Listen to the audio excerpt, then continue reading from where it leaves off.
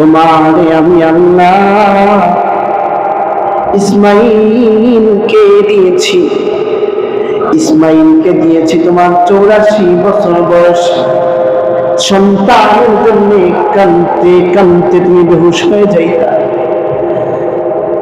তুমি সবসময় সন্তানের জন্য আমার কাছে দোয়া করতা। সবসময় আমি আল্লাহর কাছে দোয়া করতাম, আমি আল্লাহর কাছে চাইতাম রব্বি হাবলি মিনাস সালিহিন বলে দোয়া করতাম।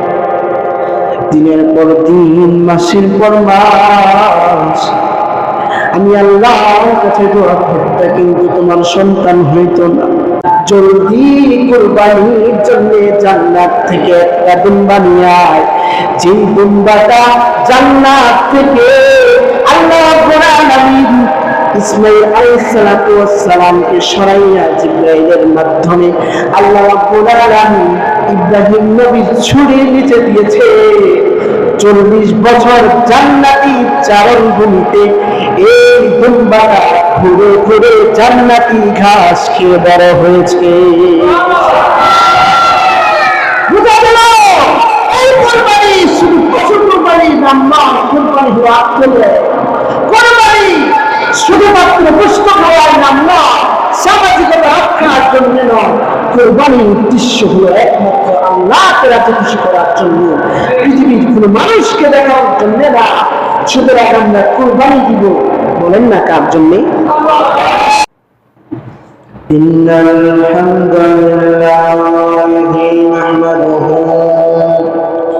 ওয়া নাস্তাঈনুহু ওয়া নাস্তাগফিরুহু ওয়া নু'মিnu বিহি ওয়া নাতাওয়াক্কালু আলাইহি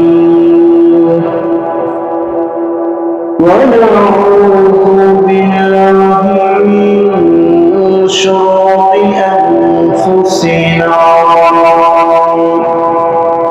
ومن سيئات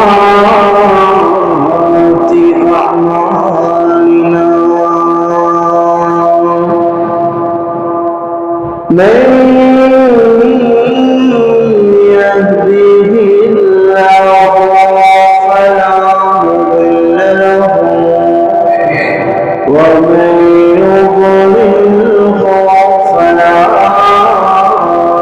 هادي له ونشهد أن لا إله إلا الله وحده لا شريك له ونشهد أن سيدنا وسندنا وحبيبنا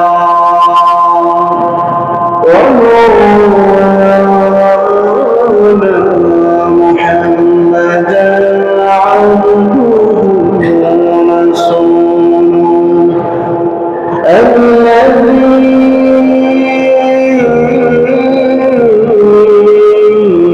أرسل إلى الناس كافة بشيرا ونذيرا وداعيا إلى الله بإذنه وسراجا وقمرا منيرا أما بعد فقد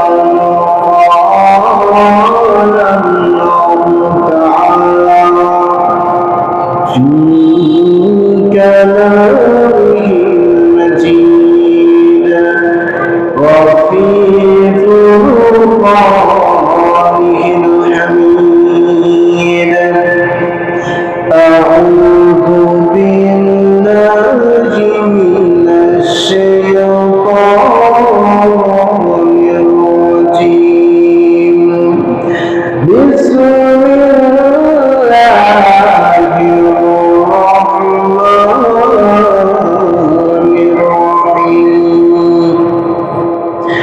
لن ينال الله لحومها ولا دماؤها ولكن يناله التقوى منكم. وقال تعالى قل إن صلاتي ونسكي ومحياي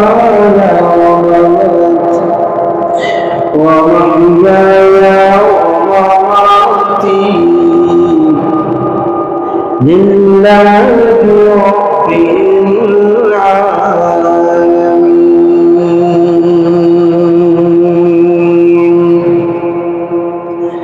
وقال رسول الله صلى الله عليه وسلم تموتون كما تحيون وتحشرون كما تموتون. إن الله وملائكته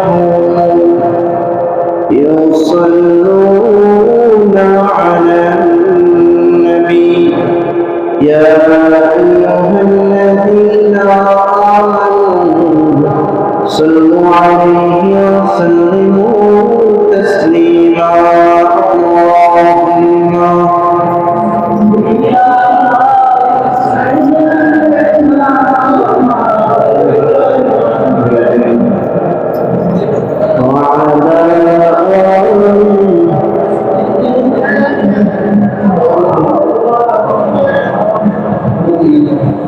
বিশ্বনবীর উম্মতরা আমার মনের প্রেমে দিওয়ানা, নবীরে কেউ জানি আমরা তাদের ছাড়ব না।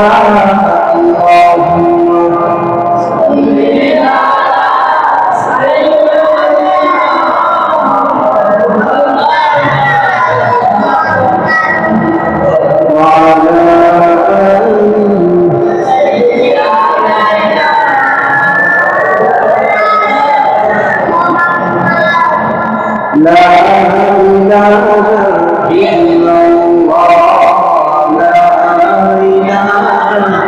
إلا الله لا إله إلا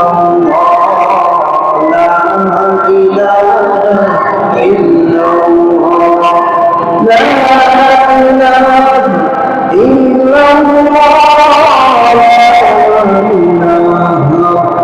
إلا الله لا إله إلا الله لا إله إلا الله সাগরের মালিক সেই আল্লাহ লা ইলাহা ইল্লাল্লাহ লা ইলাহা ইল্লাল্লাহ লা ইলাহা ইল্লাল্লাহ লা ইলাহা ইল্লাল্লাহ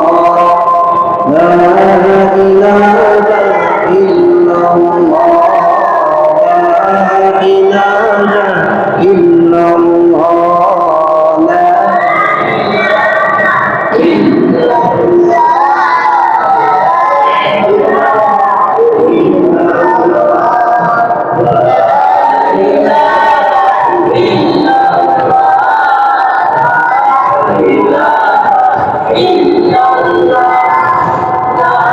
لا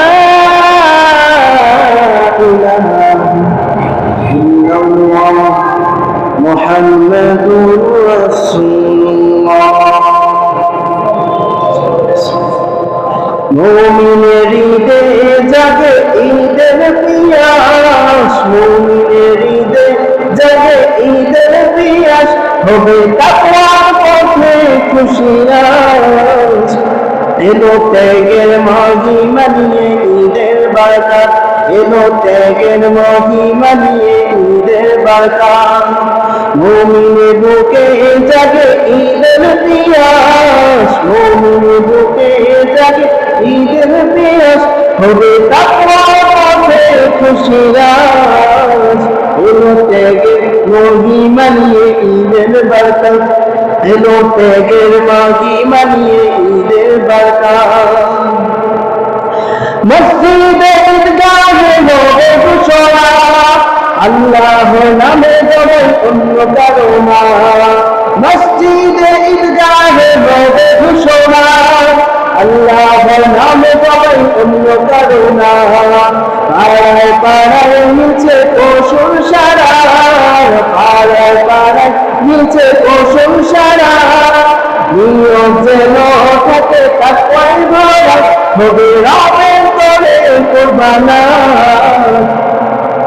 এলো ত্যাগের মহিমা নিয়ে ঈদের বার্তা এলো ত্যাগের মহিমা নিয়ে ঈদের বার্তা মুমিনের বুকে জাগে ঈদের পিয়াস মুমিনের বুকে জাগে ঈদের পিয়াস হবে তাকওয়ার পথে খুশিরাজ এলো ত্যাগের মহিমা নিয়ে ঈদের বার্তা এলো ত্যাগের মহিমা নিয়ে ঈদের বার্তা بلغ العلا بكماله كشف الدجى بجماله حسنت جميع خصاله صلوا عليه وآله আল্লাহ রাব্বুল আলামিনের দরবারে অসংখ্য অগণিত শুকর আদায় করছি যে মহান রব্বুল আলামিন আমাদেরকে অত্যন্ত দয়া করে মায়া করে মহব্বত করে ভালোবেসে দুনিয়া বিভিন্ন কাজ থেকে ফারেক করে আল্লাহর ঘর মসজিদে জুমার পূর্ব মুহূর্তে আরাফার দিন আল্লাহর ঘরে এসে দিনের কিছু কথা বলার এবং শোনার তৌফিক দান করেছেন। এই জন্য মহান মালিকের আলিশান দরবারে শ্রদ্ধাজনিত কণ্ঠে অন্তরস্থল থেকে শুকর আদায় করছি আলহামদুলিল্লাহ। মুহতারাম হাজিরিন, দেখতে দেখতে আমাদের সময় পেরিয়ে একদম পবিত্র ঈদুল আজহা শেষ সময়ে উপনীত হয়ে গিয়েছি। আজকে রাতের পরেই পবিত্র ঈদুল আজহা। আমাদের জন্য আল্লাহ রাব্বুল আলামিন কুরবানির বিধান দিয়েছেন। কুরবানির মানে হলো আত্মত্যাগ করা। কুরবানির উদ্দেশ্য হলো তাকওয়া অর্জন করা। কুরবানির উদ্দেশ্য হলো বাহ্যিক পশুকে জবাই করা নয়, নিজের আত্মাকে পরিশুদ্ধ করা, নিজের আত্মাকে আল্লাহর প্রেমে কুরবান করে দেওয়া।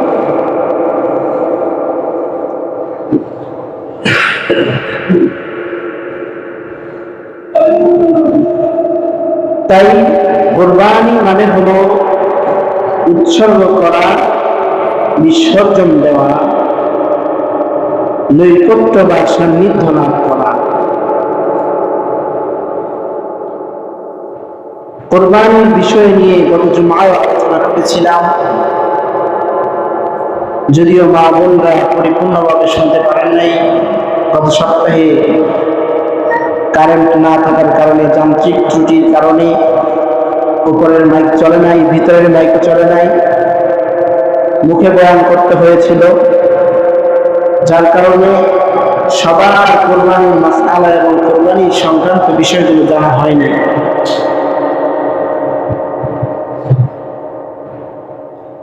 তো আজকে এই বিষয় নিয়ে সংক্ষিপ্ত আকারে আলোচনা করব। বিশেষ করে মাসআলা মাসাইল নিয়ে আলোচনা করব ইনশাআল্লাহ। আমাদের সমাজে ঈদ আসলে ছোট ছোট বাচ্চাদের হাতে আমরা দেখতে পাই যে তারা বিভিন্ন দোকান থেকে বাহ্যি কিনে আনে, বটকা কিনে আনে, আতশবাজি কিনে আনে।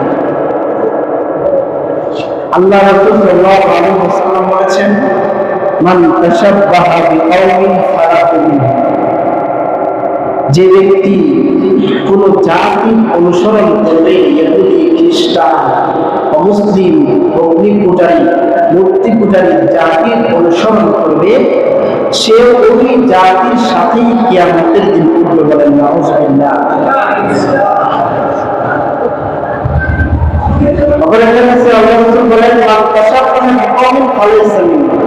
যে বিজাতীয়দের অনুসরণ করবে সে আমার উম্মত না।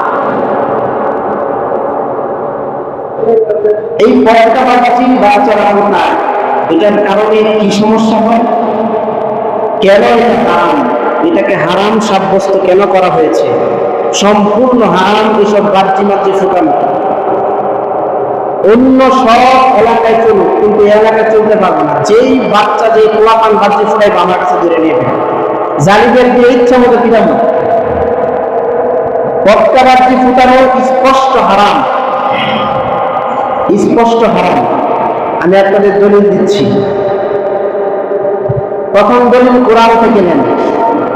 আল্লাহ সূরা ইসরার মধ্যে ঘোষণা দিয়েছেন, ইন্নাল মুবাসসিরিনা কানু ইখওয়ানাশ শায়াতিন ওয়া কানা আশ-শাইতানু লিরাব্বিহি কাফুরা।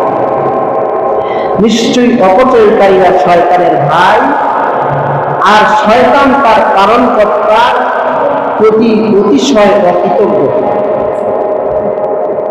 যারা যেই পোলাপানদেরকে আমরা টাকা দিই, তারা গিয়ে বাচ্চা কিনে 20 টাকা, 30 টাকা, 50 টাকা, 100 টাকা, 150 টাকা, 200 টাকা, এই বাহ্যি কেনার কারণে তারা বাহ্যি এক রাতেই 500, 1000, 2000 টাকা বাহ্যি ফুটে গেল। সম্পূর্ণ এই জিনিসটা এটা হলো অপচয়। স্পষ্ট করে আয়াত, অপচয়কারীরা হলো শয়তানের ভাই, শয়তানের সাথেই তারা উঠবে। আর শয়তান তার পালনকর্তার সাথে, পালনকর্তার প্রতি অকৃতজ্ঞ। এই সমস্ত শিশুরাও অকৃতজ্ঞ, তবে তাদেরকে আমাদের শাসন করতে হবে। যদি আমরা শাসন না করি তাহলে আমরাও শয়তানের ভাই হয়ে যাব। দ্বিতীয়ত, আবু হুরায়রা রাদিয়াল্লাহু তাআলা আনহু থেকে হাদিস, যে ব্যক্তি অন্যকে কষ্ট দেয় বিনা কারণে, আল্লাহ তাকে কষ্ট দেন। আর যে ব্যক্তি মুসলিমদের সঙ্গে বিরোধ সৃষ্টি করে, আল্লাহ তার সঙ্গে বিরোধ করেন। আবার এক হাদিসে রাসূল সাল্লাল্লাহু আলাইহি ওয়াসাল্লাম বলছেন, যে ব্যক্তি কোনো মুসলিম ভাইকে বিনা কারণে, ইসলামিক কোনো কারণ ব্যতীত সাধারণ বিষয় নিয়ে শুধু শুধুই কষ্ট দেয়, সেজন্য আমাকে কষ্ট দিল। আর যে আমাকে কষ্ট দিল সেজন্য আল্লাহকে কষ্ট দিল। আর যে আল্লাহকে কষ্ট দিবে তার জীবনের সমস্ত পর্যায়ে আল্লাহ রাব্বুল আলামিন তাকে কষ্টেই নিপতিত রাখবে, কখনো তাকে কষ্ট থেকে পরিত্রাণ দিবে না। ঠিক কিনা বলেন?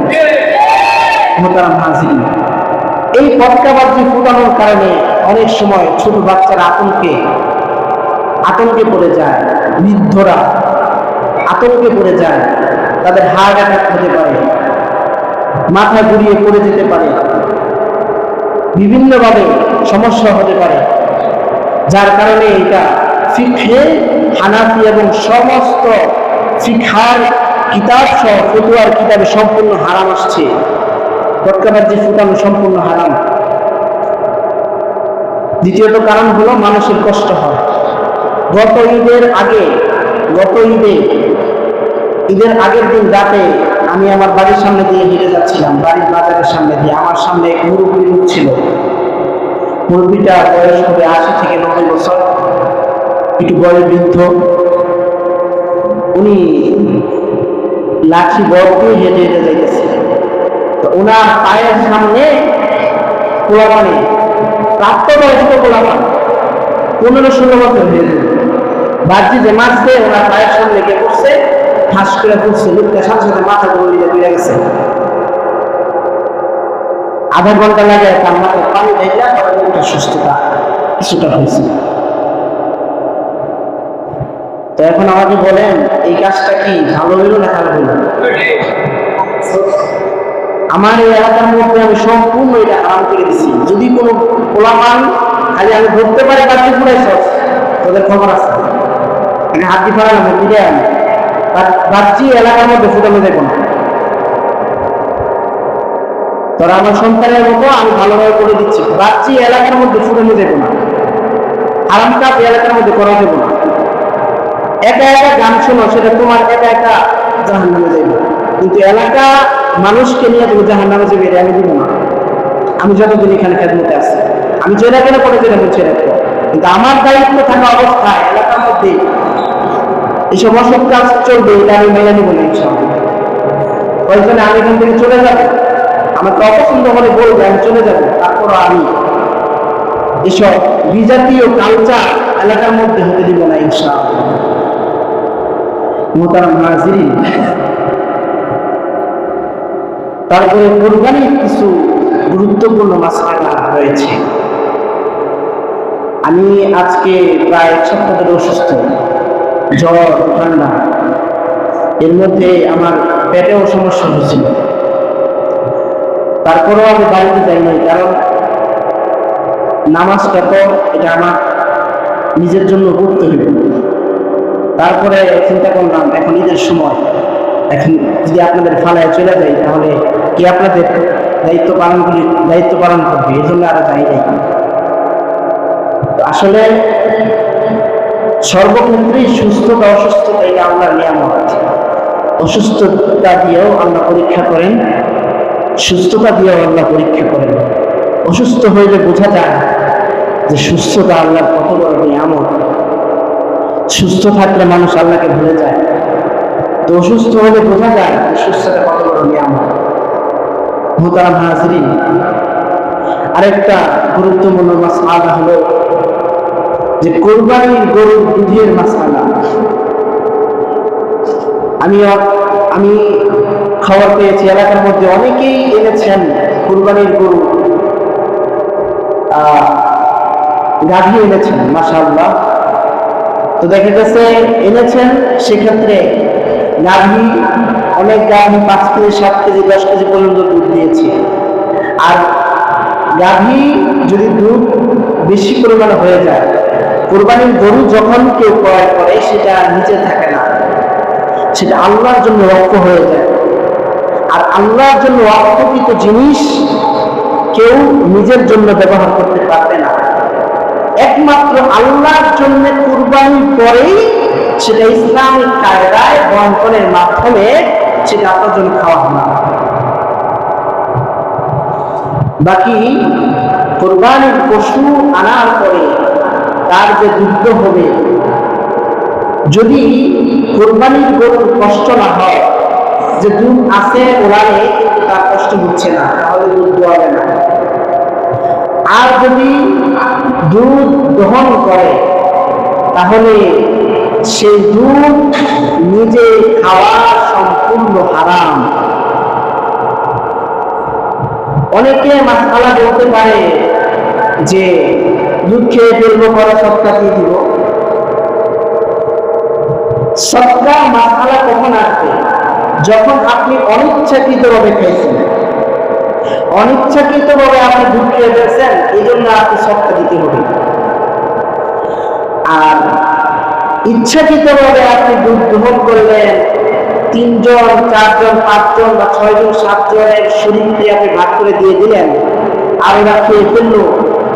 পরে মাসআলা জানলো যে কুরবানি এই গরুর দুধ খাওয়া এটা যারা কুরবানি দিবে তাদের জন্য হারাম। তারপরে যাই না সদকা দিলে, যদি আপনি মাসআলা না জানেন তাহলে সেটা ভিন্ন, কিন্তু জানার পরেও অনেকে খাইছেন, এটা আমি জানছি। আসলে আমার কথা কেউ রাগ করেন না, আমি কিন্তু আপনাদের অনেক সময় কথা বলি, এটা আমি অভিভাবক হিসাবে কথা বলি, সেটা কারোর কাছে পছন্দ হলে অপছন্দ করবে, কিন্তু আমার যে কিছু করার নেই। যেটা কোরআন হাদিস মোতাবেক সেটাই আমার বলতে হবে। কোরআনের সবকিছু তো আপনার পছন্দ নাও হতে পারে।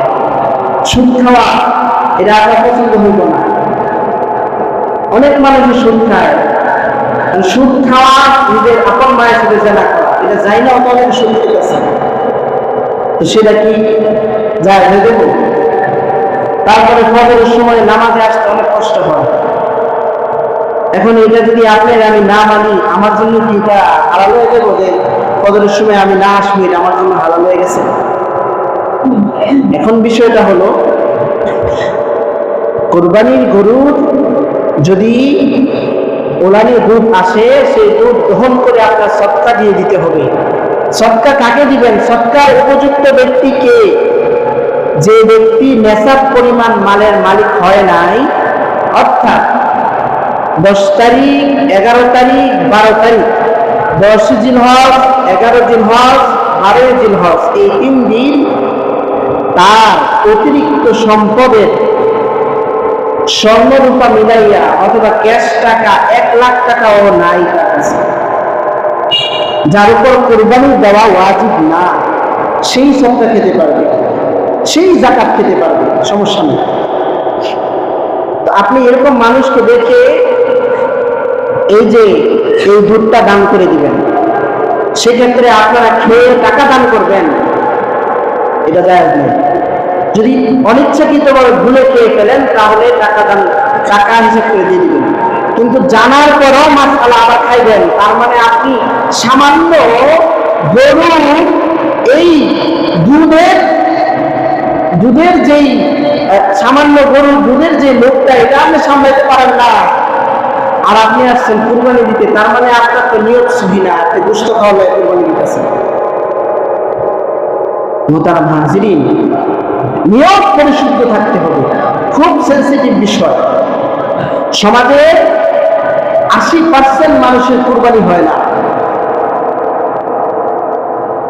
পুরো পৃথিবীর মানুষের মধ্যে, বিশেষ করে বাংলাদেশের মানুষের 80% মানুষের কুরবানি হয় না। কারো কুরবানি থাকে গোশত খাওয়ার নিয়তে, আর কারো কুরবানি থাকে হলো সামাজিকতা রক্ষার নিয়ত, যে আমি তো সামর্থ্যবান মানুষ, বা এবছর আমার সামর্থ্য নাই, কিন্তু তারপরেও আমার কুরবানি দিতে হইব, মানুষে কি করবে কুরবানি যদি না দিই। তারপরে যদিও শরীকের কুরবানির মধ্যে 7 শরীক, 5 শরীক, 6 শরীক থাকে, এই জায়গার মধ্যে 3 জনের যদি নিয়ত সহি থাকে, 4 জনের যদি নিয়ত সহি থাকে, 1 জন 2 জনের নিয়ত গরমিল হয়ে যায়। 1 জন 2 জনের নিয়ত গরমিল হওয়ার কারণে সবার কুরবানি বাতিল হয়ে যায়। খুব সেন্সিটিভ বিষয় কুরবানির মাসআলা, খুব সেন্সিটিভ বিষয়। একটু টেরবেটার হলেই কুরবানি বাতিল। কুরবানি দিব আল্লাহর জন্য, কুরবানি হবে আল্লাহর জন্য, কোনো মানুষকে দেখানোর জন্য না, সামাজিকতা রক্ষার জন্য না। কুরবানি করব একমাত্র কার জন্য বলেন? আল্লাহর জন্য। তারপরে আমরা অনেক সময় বলি যে যখন কুরবানি করতে যায় তখন লিস্টি ধরায় দেয় যে হুজুর, বাবার নামে একটা, মার নামে একটা, মুহাম্মদ সাল্লাল্লাহু আলাইহি ওয়াসাল্লামের নামে একটা, তারপরে মেয়ের নামে একটা, ছেলের নামে একটা, এভাবে 7টা নামে দিই কুরবানি। আসলে এখন থেকে তওবা করবেন, এভাবে যারা বলেছেন তারা কিন্তু এই কথাটার কারণে কুরবানি বাতিল। কুরবানি কার নামে হবে বলেন তো? আল্লাহর নামে। কুরবানি কার নামে হবে? কথাটা হবে এইভাবে যে হুজুর, আমার বাবার পক্ষ থেকে একটা, আমার নবীর পক্ষ থেকে একটা, আমার নিজের পক্ষ থেকে একটা, আমার সন্তানের পক্ষ থেকে একটা, আমার আত্মীয় স্বজনের পক্ষ থেকে একটা, বা আমার অমুক ভাইয়ের পক্ষ থেকে একটা, এইভাবে বন্টন হবে, এইভাবে কথাটা হবে। তো এই জন্য কুরবানির যে বিষয়টা, এটা হলো খুব সেন্সিটিভ বিষয়। এই বিষয়গুলো আমাদের খুব চিন্তা ভাবনা করে আগাতে হবে। কুরবানি দিব একমাত্র আল্লাহর জন্য, পৃথিবীর কোনো মানুষকে দেখানোর জন্য না। আর কুরবানির শিক্ষা আমরা পেয়েছি আমাদের প্রিয় পিতা, জাতির পিতা হযরত ইব্রাহিম আলাইহিস সালাতু ওয়াস সালাম। ইব্রাহিম আলাইহিস সালাতু ওয়াস সালাম এর কুরবানির পর থেকেই শিশু ইসমাইলকে আল্লাহ তাআলা কুরবানির জন্য যখন দিয়েছেন আর জান্নাত থেকে আল্লাহ বকিয়ে এনে দিয়েছেন, ওই সময় থেকেই কুরবানি উম্মতে মুহাম্মাদের জন্য ওয়াজিব হয়ে গেছে। আর কুরবানির যেই বিধান, এই বিধান আমাদের সকলের জন্য, যারা সামর্থ্যবান আছি, যারা নেশাব পরিমাণ মালের মালিক আছি, প্রত্যেকের জন্যই কুরবানি দেওয়া ওয়াজিব। এখন বলতে পারেন, হুজুর আমি তো আমার ব্যাংকে এক্সট্রা 90,000 বা 1 লাখ টাকা আছে, এখন আমি তো শরীকে কুরবানি দিলে গরু শরীক 20,000, 30,000, 25,000 টাকা হয়ে যায়, আমার তো দেখা গেছে আমার সামর্থ্য কুলাইতেছে না। কুরবানির শরীকে কুরবানি দেওয়া আবশ্যক না ভাই। আপনি একটা 8,000 টাকা 7,000 টাকা দিয়ে একটা ছাগল কিনে আইনে কুরবানি দেন, কোনো সমস্যা নেই, আপনার ওয়াজিবটা আপনি পালন করেন। তারপরে কুরবানির সাথে অনেকে মনে করে যে আমার তো কুরবানি ওয়াজিব, আমার তো আকিকা দেওয়া হয়নি। আকিকা দেওয়াটা হলো সুন্নত। আকিকা দিলে আপনার সন্তানের জন্য তার রোগ বালাইগুলি কেটে যায়, এটা আপনি ইচ্ছা করেই দিবেন। আর কুরবানি দেওয়াটা আপনার ওয়াজিব। সুতরাং আপনার সামনে যদি দুইটা বিষয় আসে, তাহলে অবশ্যই আপনি আকিকা পরে দিয়ে আগে কুরবানিতেই দিবেন। এখন আমাদের কুরবানিতে সবাই নাম ছাড়া না নামে না, কুরবানি আমরা দিব কারণ নামে না, মানে আমাদের পক্ষ থেকে, শুধু আমার বাবার পক্ষ থেকে। হ্যাঁ, আমার বাবা, যেমন আপনার সন্তান ফারুক, হুজুর ফারুকের পক্ষ থেকে এক নাম, তারপরে আপনার বিবির পক্ষ থেকে এক নাম, অথবা আপনার মার পক্ষ থেকে এক নাম, পক্ষ থেকে হবে, কারণ নামে না। হ্যাঁ, দেওয়া যাবে। হ্যাঁ, দেওয়া যাবে। তারপরে অনেকে দেখা যায় আব্দুল কাদের জিলানী বড় পীর সাহেবের নামে দেয়, হ্যাঁ দেওয়া যাবে, সমস্যা নেই। যে নামে না মানে তাদের পক্ষ থেকে, সরি, এটা আসলে আমাদের একটা ভুল ধারণা আর কি, আওয়াজ চলে আসছিল যে তাদের নামে। আসলে নামে হবে আল্লাহ, আল্লাহর নামে কুরবানি হবে, আল্লাহর নামে হবে। আর একজনের পক্ষ থেকে এক জিনিস, আর নামে হলো আরেক জিনিস। মোহতারাম হাজিরিন, আল্লাহ নবী সাল্লাল্লাহু আলাইহি ওয়াসাল্লাম এই কুরবানির বিধান সম্পর্কে আমাদের জানিয়ে দিয়েছেন। আর আমাদের জাতির পিতা থেকেই এই কুরবানির বিধান আমাদের উপর ওয়াজিব হয়েছে। ইব্রাহিম আলাইহিস সালাতু ওয়াস সালাম যখন পুত্র ইসমাইল আলাইহিস সালামকে কুরবানি করার জন্য গিয়েছিলেন, ইব্রাহিম আলাইহিস সালামের উপরে 5টা স্পেশাল পরীক্ষা হয়েছিল, ভয়াবহ পরীক্ষা। এমনি তার জাতির পিতা হয়ে যায় নাই, আর আমরা তো সামান্য একটু খেদমত করলে জাতির পিতা হয়ে যাই। আর এমনি তার জাতির পিতা ইব্রাহিম হয়ে যায় নাই, জাতির পিতা ইব্রাহিম হয়েছে অনেক ত্যাগ তিতিক্ষা, অনেক আল্লাহর জন্য ত্যাগ করার পরে জাতির পিতা হয়েছেন। ওনার 1 নম্বরের ত্যাগ ছিল অগ্নি পরীক্ষা, যেটা খুব ভয়াবহ ছিল। নমরুদের অগ্নি পরীক্ষায় উনি যখন পতিত হয়েছিলেন, নমরুদ বলছে, ইব্রাহিম তুমি আমারে খোদা মেনে নাও, তুমি তোমার আল্লাহর একত্ববাদে দাওয়াত বন্ধ করে দাও। ইব্রাহিম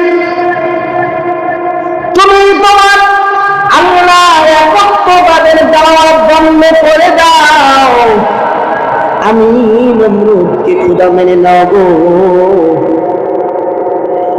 এই কথা বলে ইব্রাহিম আলাইহিস সালামকে নমরুদের দিকে আকর্ষণ করতে চাইছে। ইব্রাহিম আলাইহিস সালামকে ভয় দেখিয়েছে। আর ইব্রাহিম, যদি তুমি আমি নমরুদকে খোদা না মানো, অনেকদিন পর্যন্ত আগুনকে নমরুদ প্রচলিত করেছে, এই আগুনের মধ্যে তোমাকে নিক্ষিপ্ত করা হবে, শত শত মাইল উপর দিয়ে যদি কোনো পাখি যাইত, সেই পাখিটা জ্বলে ভস্ম হয়ে যেত। ও ইব্রাহিম,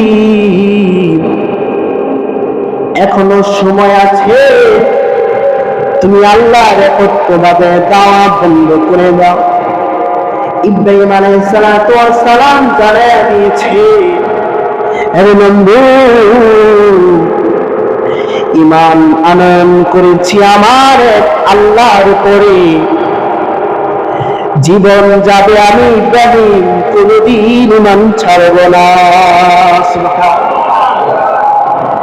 এই জন্য ঈমানের পথে অবিচল থেকে আমার মরণ যেন তোমারই কাছে মিনতি আমার, তোমারই কাছে মিনতি আমার, ওগো অসীম দয়াময়, ঈমানের পথে অবিচল থেকে আমার মরণ যেন। আল্লাহ ইব্রাহিম আলাইহিস সালামকে ডাক দিয়ে বলেন, ইব্রাহিম, টেনশন করো না, চিন্তার কোনো কারণ নাই, টেনশনের কোনো কারণ নাই। নমরুদ আগুন প্রজ্বলিত করো, আমি আল্লাহ তোমার সাথে আছি, তোমার পাশে আছি, তুমি চিন্তা করো না। নমরুদ যখন আগুন প্রজ্বলিত করিয়া ইব্রাহিম নবীকে আগুনের ভিতর ফেলাইয়া দিছে, আল্লাহ আগুনকে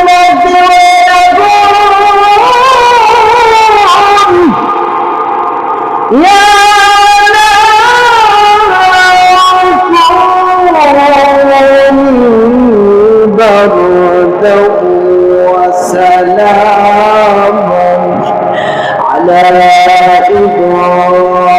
إبراهيم।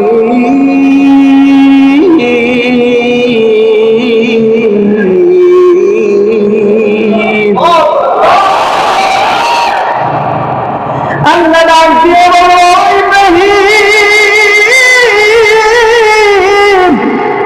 টেনশনের কোনো কারণ নাই, চিন্তার কোনো কারণ নেই ইব্রাহিম, চিন্তার কোনো কারণ নাই।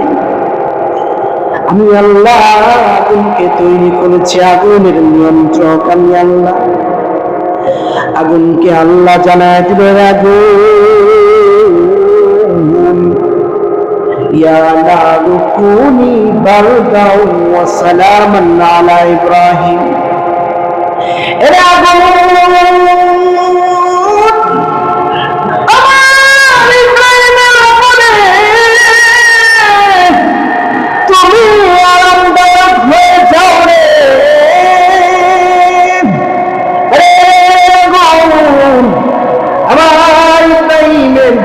কষ্ট না হয়, আমার ইব্রাহিমের যেন কষ্ট না হয়।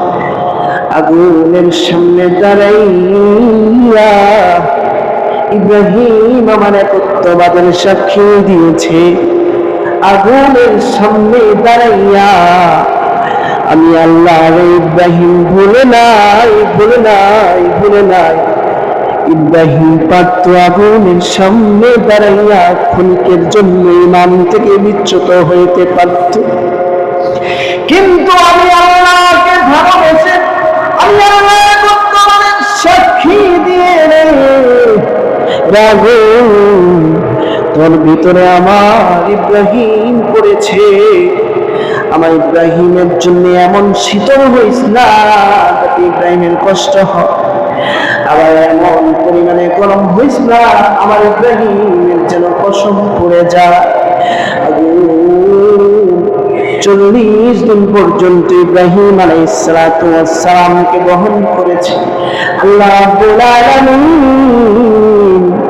আগুনের ভিতরে ইব্রাহিম আলাইহিস সালাতু ওয়াস সালামের জন্য জান্নাতকে তুলে দিয়েছে।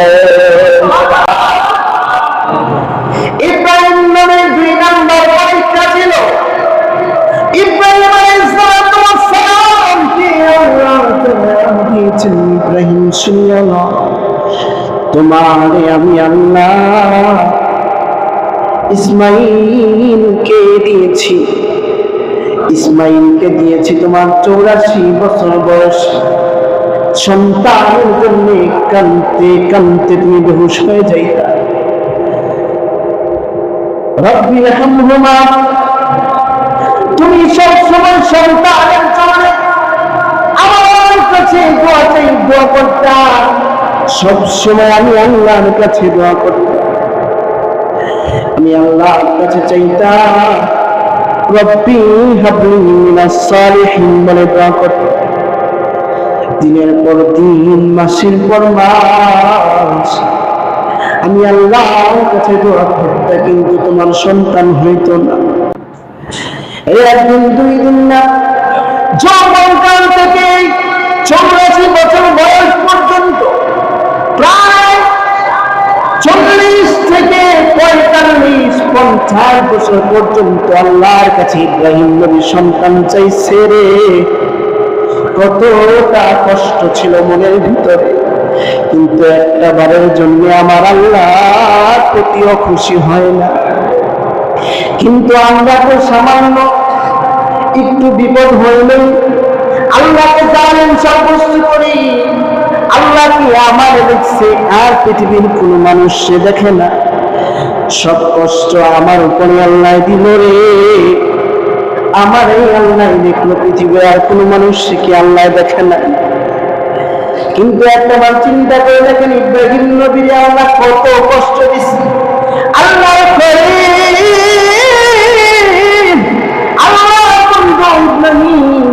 বন্ধু রে বন্ধু, এত কষ্ট দিয়েছে, আর আমাদের মতো বান্দা বান্দি রে আল্লাহ কেমন কষ্ট দেয়। ইব্রাহিম নবীর থেকে কত কত কত বেশি কম কষ্ট আমাদের দেয়, তারপরে আমরা সহ্য করতে পারি না। 84 বছর পর্যন্ত ইব্রাহিম নবী আল্লাহ সন্তান দেয় না। যেই মাত্র একটা সন্তান দিল, শিশু পুত্র ইসমাইল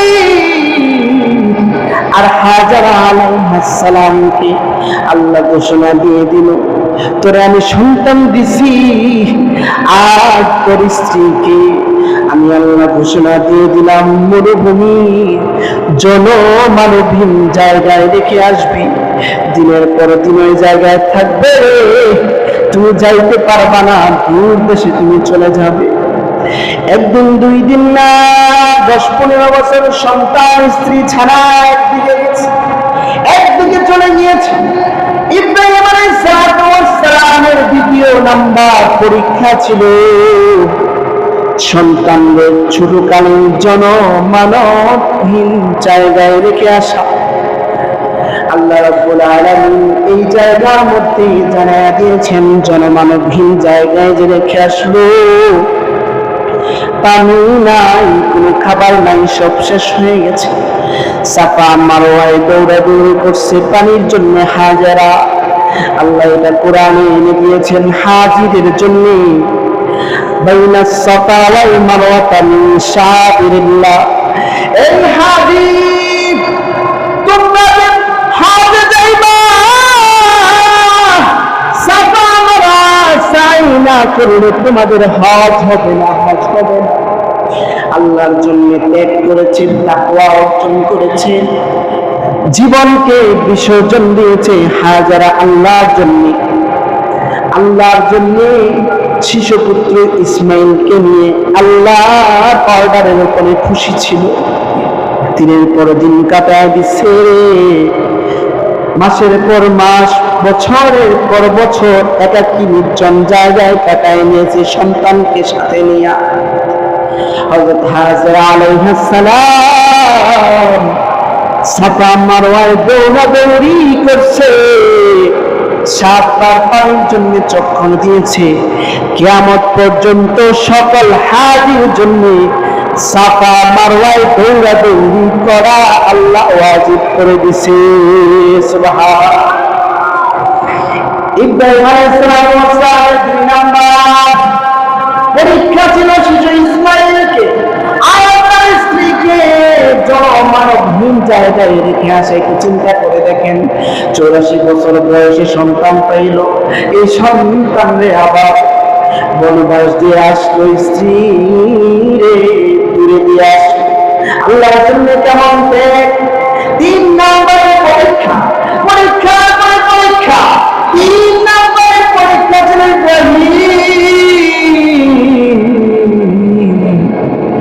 তোমার সন্তানের কাছে যে তুমি গেলা, তোমার সন্তান প্রায় 10 বছর বয়স হয়েছে, এই সন্তানকে আমার পথে কুরবানি দিতে হবে। ইব্রাহিম আলাইহিস সালাম এই কথা শুনে মনের মধ্যে কেমন কষ্ট লাগার কথা, কিন্তু কষ্ট পাই না। আমার আল্লাহ চেয়েছেন ওনার জন্য কুরবানি দিব। ইব্রাহিম আলাইহিস সালাম ওনার সন্তানকে বলল, সন্তান রে, আমার আল্লাহ বলেছে তোমার কুরবানি দিতে। শিশু পুত্র 8-10 বছরের বাচ্চারা দিয়ে আপনি কুরবানি করেন। সাতাজিদুনি ইনশাআল্লাহ মিনাস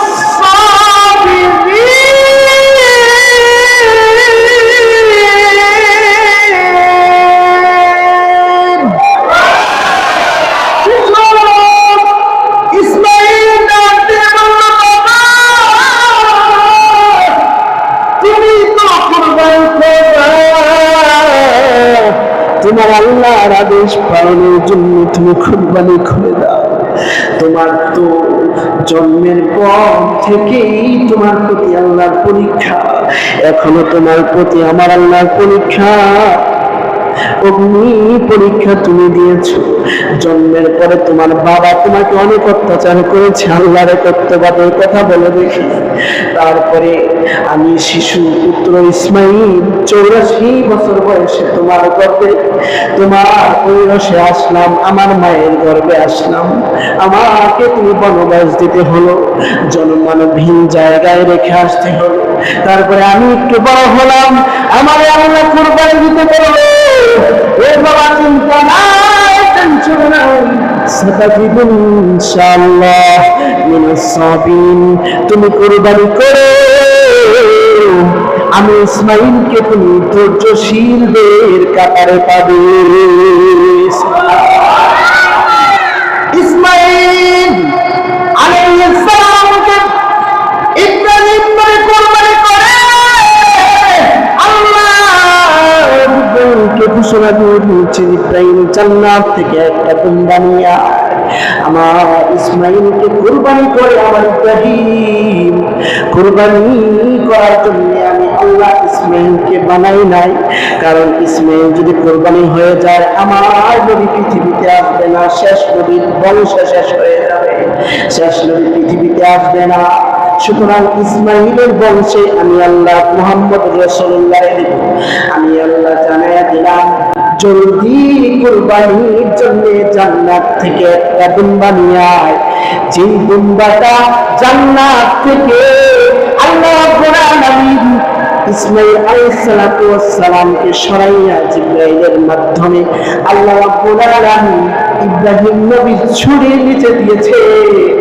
40 বছর জান্নাতি চারণভূমিতে এই দুম্বাটা ঘুরে ঘুরে জান্নাতি ঘাস খেয়ে বড় হয়েছে। বুঝা গেল, এই কুরবানি শুধু পশু কুরবানির নাম নয়, কুরবানি হলো আত্মীয় কুরবানি, শুধুমাত্র পুষ্ট খাওয়ার নাম নয়, সামাজিকতা রক্ষার জন্য নয়। কুরবানির উদ্দেশ্য হলো একমাত্র আল্লাহকে রাজি খুশি করার জন্য, পৃথিবীর কোনো মানুষকে দেখানোর জন্য না। সুতরাং আমরা কুরবানি দিব, বলেন না কার জন্যে?